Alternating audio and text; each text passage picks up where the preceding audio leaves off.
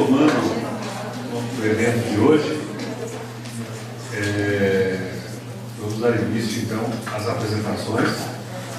A gente vai chamar um por um, aí depois no final a gente compõe a mesa para os nossos debates. O primeiro que vai apresentar é o professor Fernando Vasconcelos, que vem de Brasília, do Ministério do Trabalho, que vai trazer a contribuição dele sobre o tema, as MRs, sobre riscos psicossociais.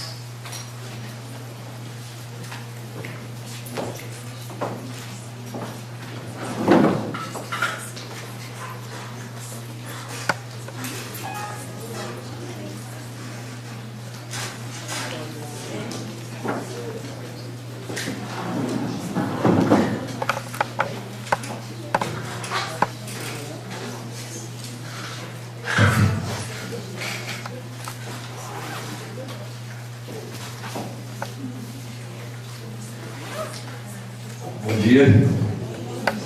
Nós estamos com um problema grave sobre o pão de queijo. Isso vai ter que ter uma solução no decorrer da manhã.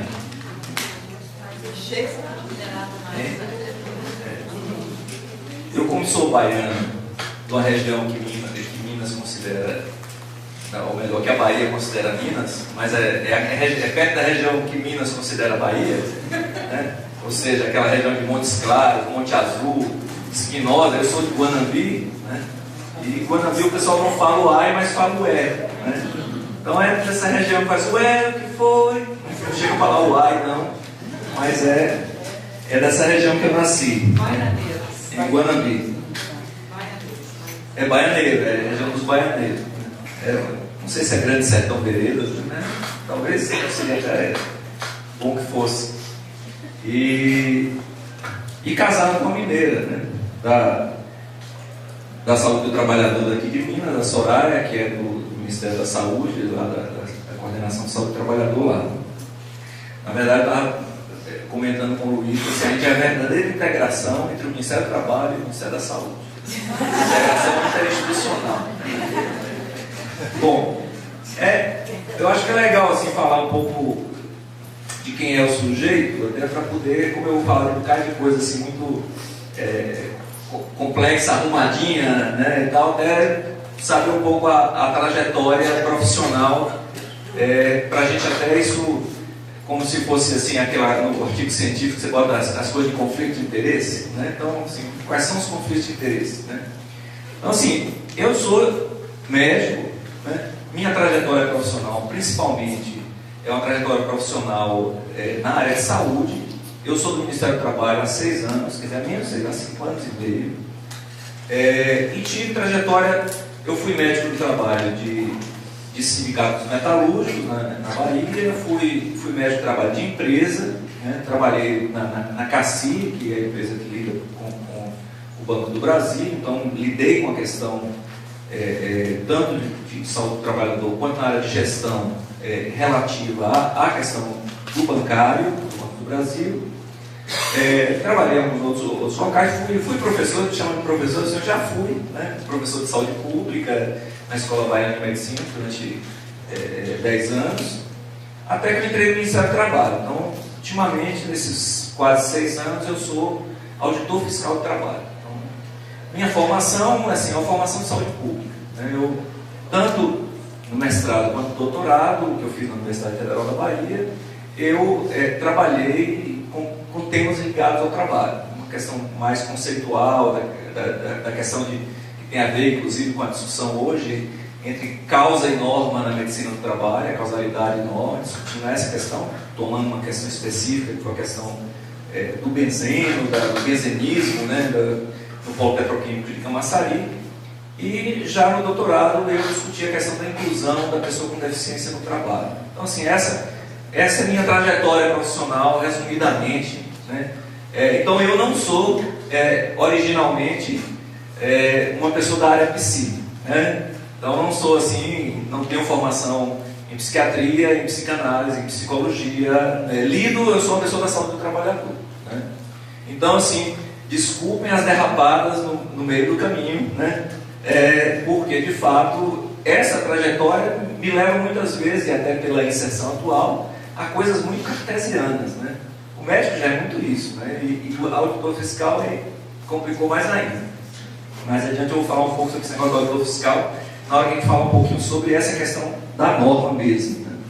Bom, essa ideia, né, dos desafios, das possibilidades e impossibilidades, esse é o tema da gente, né? Que o pessoal, eu acho que fez bem em colocar essa questão assim na dúvida, né? Precisa de uma norma? Para que uma norma?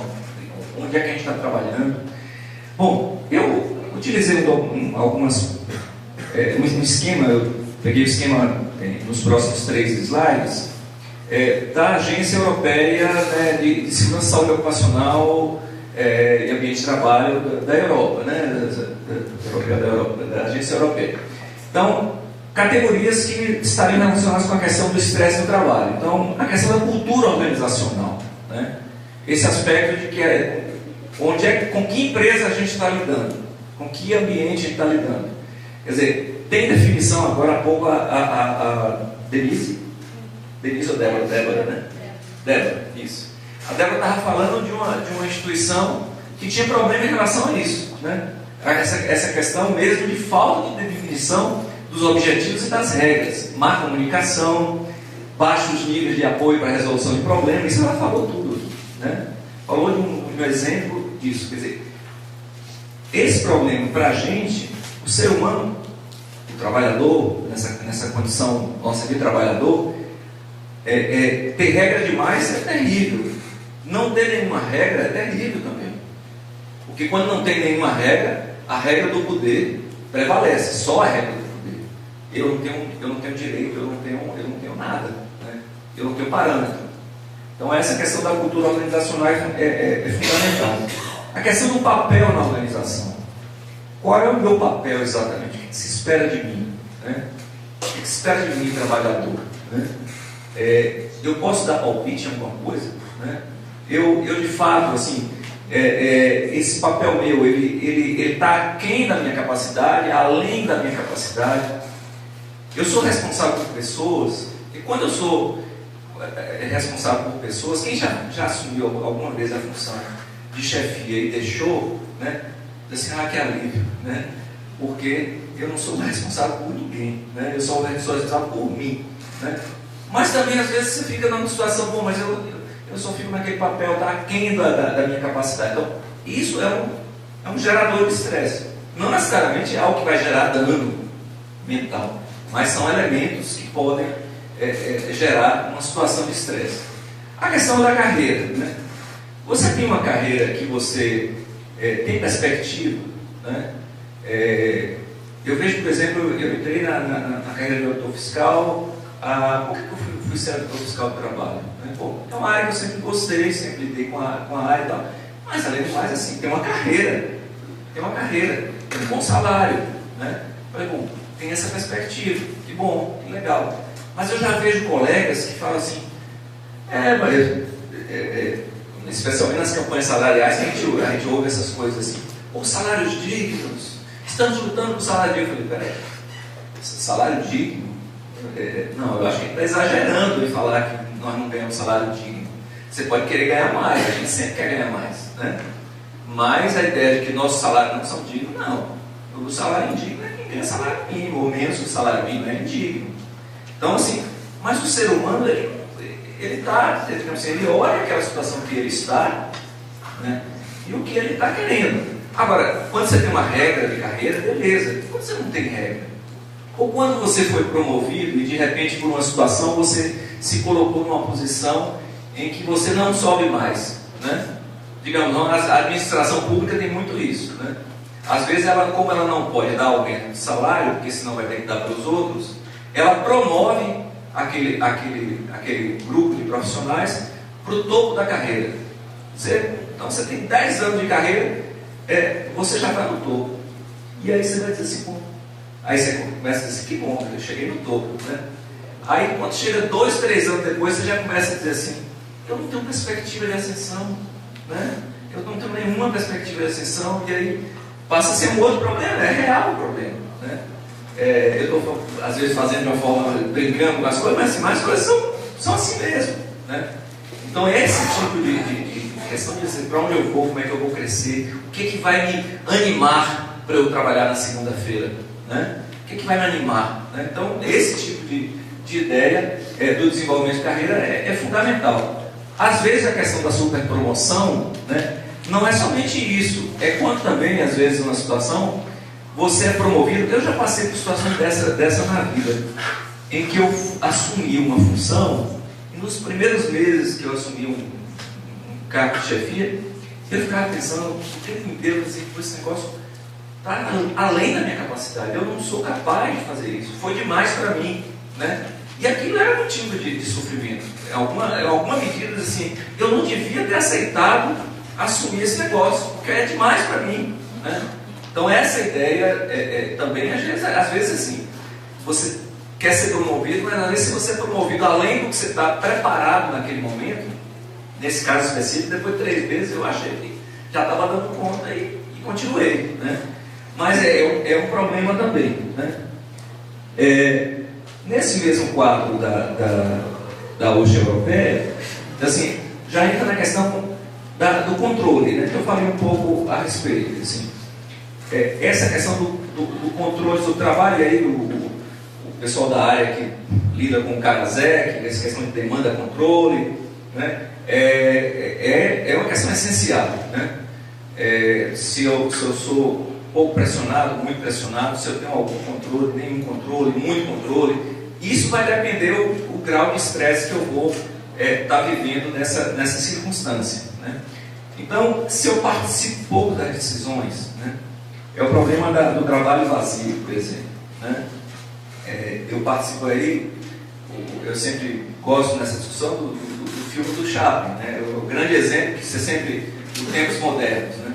Quer dizer, o cara que está ali só, né, apertando os botões ali e tal, e no final ele pira naquilo ali, naquela linha de montagem, né, em relação à falta de sentido do que ele está fazendo, né? Que é a história do que diferencia o ser humano. Me lembro do professor de filosofia, quer dizer, o que diferencia o ser humano da abelha, né? Que é a história da anteposição do produto, né? Quer dizer, a abelha ela faz porque ela tem ali o modo de fazer aquilo ali, porque da natureza dela é fazer aquilo. Nós não, a gente não é abelha. A gente quer construir uma cadeira, a gente vê a cadeira e depois constrói a cadeira, né? Então a natureza humana é uma natureza assim, eu tenho a capacidade de ver aquilo que eu vou fazer, que eu quero fazer, e eu construo esse processo.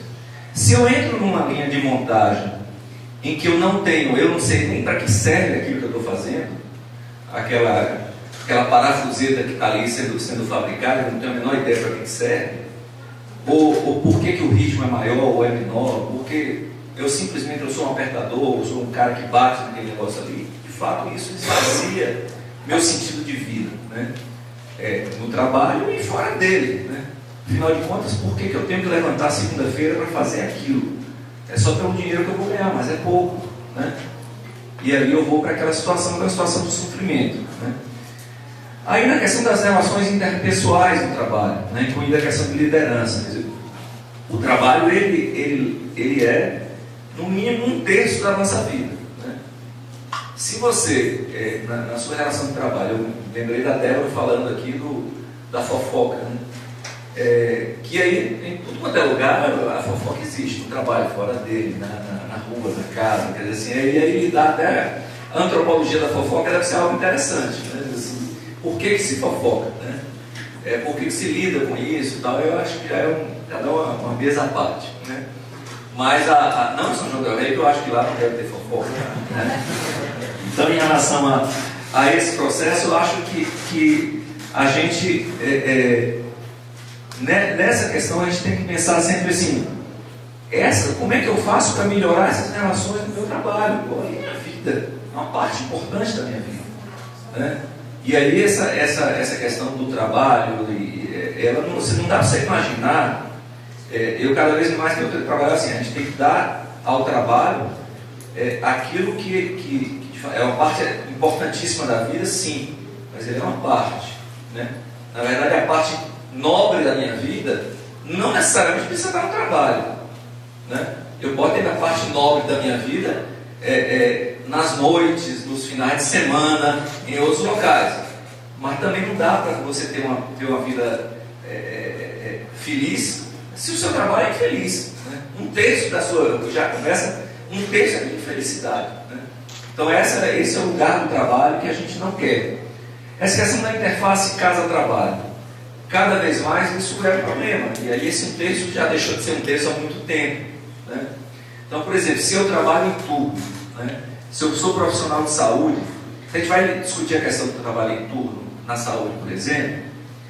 Já tem estudos mostrando, por exemplo, para sair totalmente da área de saúde mental, mostrando que o trabalho em turno em mulheres, ele é causa de câncer, né? Ele contribui, as mulheres que trabalham o tempo todo em plantão, enfermeiras, existe um estudo concreto com enfermeiras e com comissárias de bordo, mostrando que essas profissionais, por trabalharem em turno, elas se expõem a desequilíbrios hormonais, e esses desequilíbrios levam a maior incidência de câncer, contribuem, melhor dizendo, não com causa única, evidente, para a maior incidência de câncer de mama, né?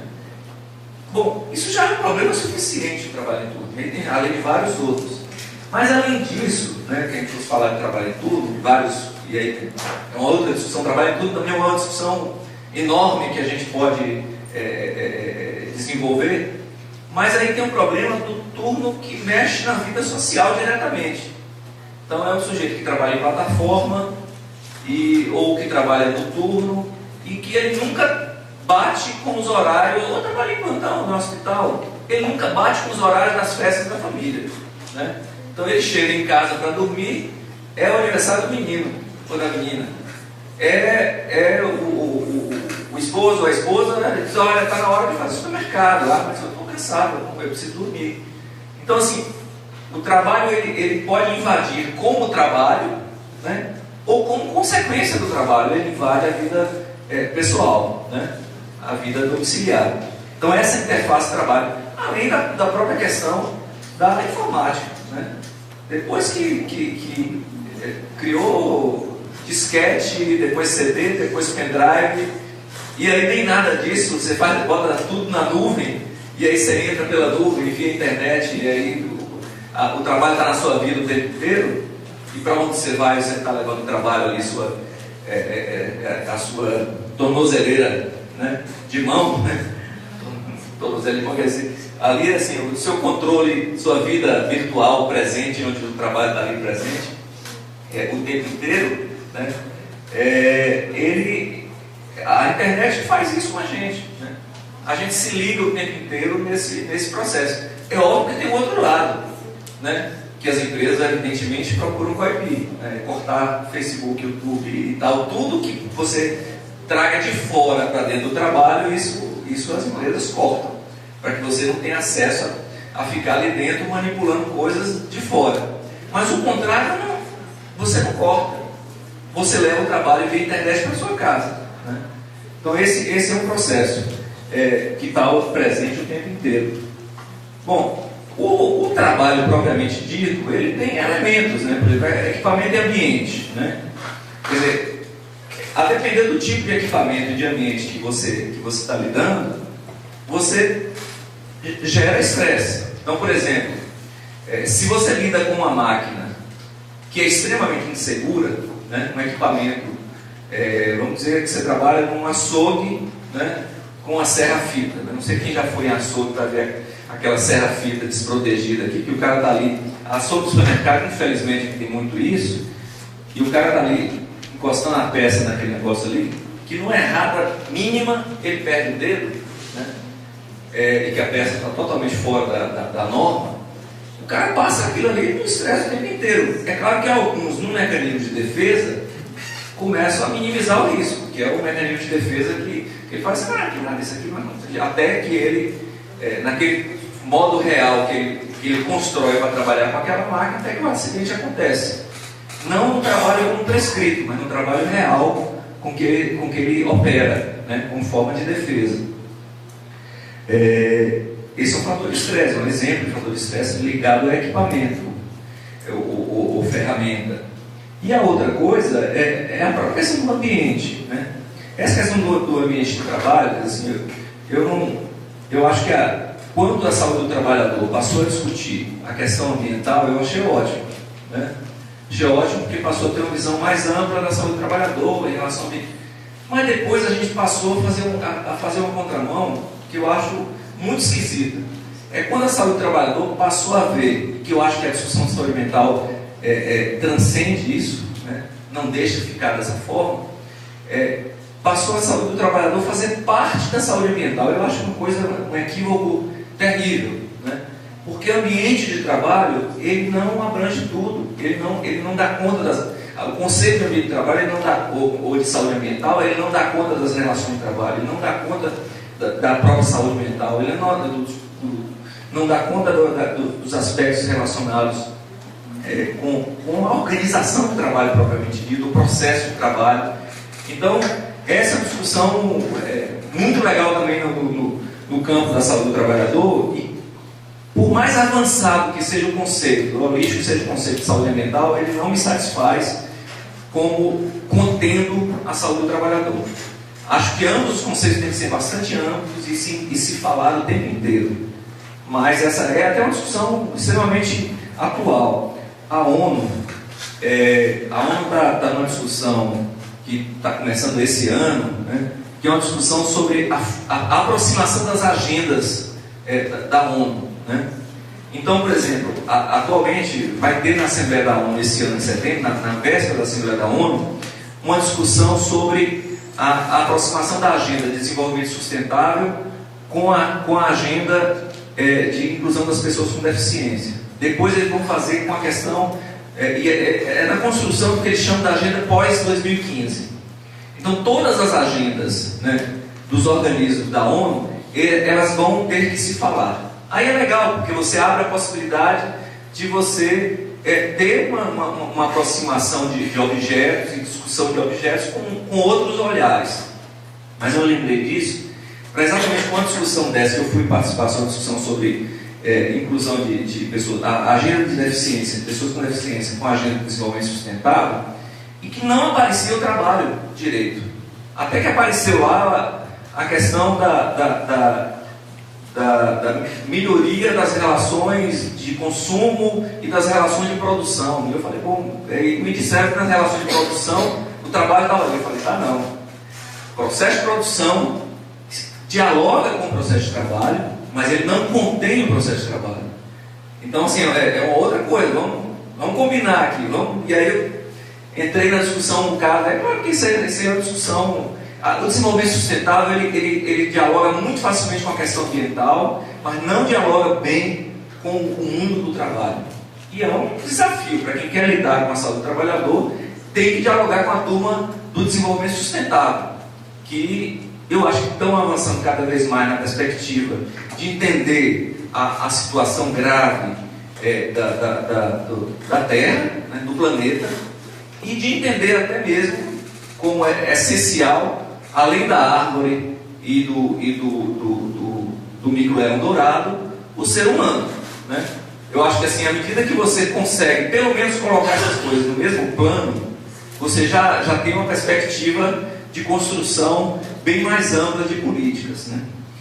Bom, em relação ao conteúdo do trabalho, eu já falei da organização, a questão da carga e do ritmo, já terminei falando também sobre isso. E a questão do trabalho em turno, quando eu falei lá atrás do controle. Essa questão do trabalho em turno é uma coisa que é interessante, que assim, eu estou atualmente dando uma olhada um pouco nesse tema e observando as convenções coletivas de trabalho. Como se fala pouco sobre isso? Como se fala muito pouco sobre os danos que o trabalho em turno pode levar à saúde, né? Você tem estudiosos da ergonomia que trabalham com essa questão e tal, mas no mundo do trabalhador, né, da discussão entre que a convenção coletiva, os acordos coletivos são, quer dizer, assim, uma discussão concreta De um modo geral, a saúde do trabalhador, você pega as convenções coletivas, a saúde do trabalhador é um pouco falada. O que se discute ali basicamente é emprego, salário, benefício, basicamente isso. Né? É difícil você conversar com os sindicatos e eles conseguirem incorporar, né, a complexidade dessa conversa nova, dessa nossa prosa aqui. Né? Porque eles querem coisa mais concreta. Né? E essas conversas da gente geralmente são muito vagas, né? De concreto mesmo. Né? Então essa questão que a gente precisa avançar. Eu não vou, isso aí está difícil de ler até para mim, né? Eu só botei só mais no sentido assim, isso é um trabalho da OSHA, da Agência Europeia, né, de Segurança de Saúde, em que eles colocam fonte de risco, consequência, medidas barreiras atenuadoras e corretivas. Né? Está até com o português de Portugal aí, corretivas aí. Os portugueses estão resistindo a tirar esse C, né? O que é esquisito às vezes, né? Tem umas coisas que sem o C, esse C vai ficar. A gente chamar de aspecto e não aspecto, né? Tá difícil essa reforma ortográfica, mas outro tempo. Então, em relação a essa questão aí, quer dizer assim, há um esforço no sentido de você concretizar a abordagem dos fatores de riscos psicossociais. Esse é o desafio. Assim, bom, é complexo? Você tem que abordar, você não pode botar aprender numa caixinha. Não pode. Você não pode querer dizer que você vai resolver os fatores psicossociais como se você estivesse controlando uma bactéria, né, para com isso conter uma infecção. Esqueça. Né? Porque, assim, se fosse infecção, era infecção por milhares de bactérias ao mesmo tempo. E aí não tinha jeito. Né? Mas não é só isso. Né? A questão psicossocial é muito mais complexa do que um olhar, né, que alguém pode ter sobre a questão das doenças transmissíveis, até porque a natureza de doença e de sofrimento é de outra ordem. A gente está falando de um tema que é de outra ordem, e vocês bem sabem disso. E há esse esforço, né, em vários países. A Europa tem estado mais avançada no sentido de tentar trabalhar nessa perspectiva de encontrar e firmar normas. Né? Aí finalmente a gente chega na conversa da gente. Né? Aí na história de como é que a gente limita, como é que a gente faz as coisas. Assim, o que a norma legal dá para fazer? Bom, a norma ela é algo apenas no sentido de regrar relações. Né? Você estabelecer certas regras. Então, sendo bem genérico assim, por exemplo, você está numa rodovia, é muito diferente numa rodovia ela ter sinalização vertical e horizontal e ela não ter. Né? É muito diferente. A tendência, normalmente, você está dirigindo numa rodovia sem sinalização, você começa respeitando aquelas lógicas que você tem na cabeça, que você não vai correr muito, não sei o quê. E se seu carro é daqueles que aperta o pé e ele vai forte, daqui a pouco você está voando. Né? Você está voando porque tem uma plaquinha para lembrar, uma plaquinha, né? E sem radar, né? E sem fotossensor. A coisa já é complicada, imagine sem a plaquinha. Né? Então, de um modo geral, a gente precisa disso. Né?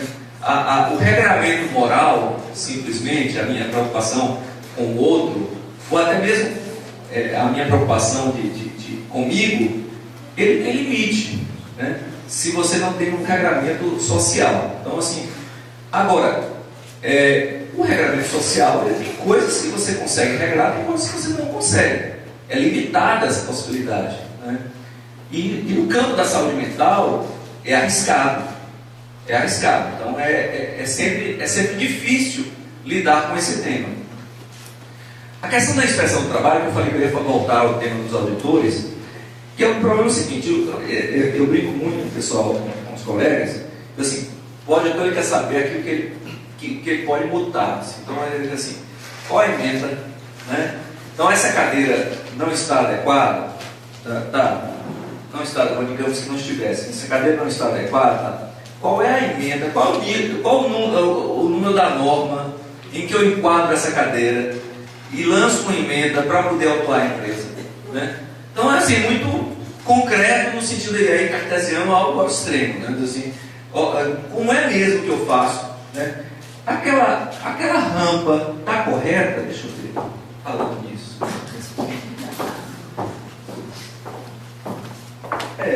se não fosse as cadeiras aqui, né? Porque assim, se tivesse alguém com deficiência